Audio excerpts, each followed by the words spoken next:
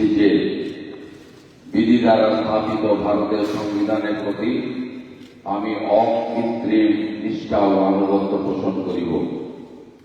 আমি ভারতের সার্বভৌমত্ব ও অখণ্ডতা রক্ষা করিব এবং যে কর্তব্যভার আমি গ্রহণ করিতে উদ্যত হইয়াছি তাহা নিষ্ঠাপূর্বক নির্বাহ করিব।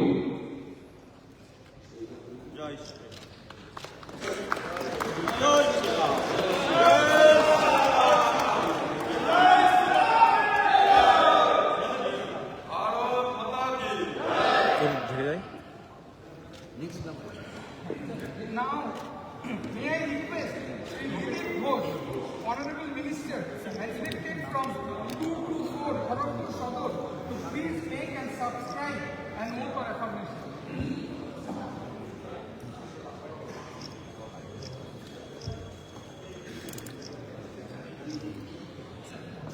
আমি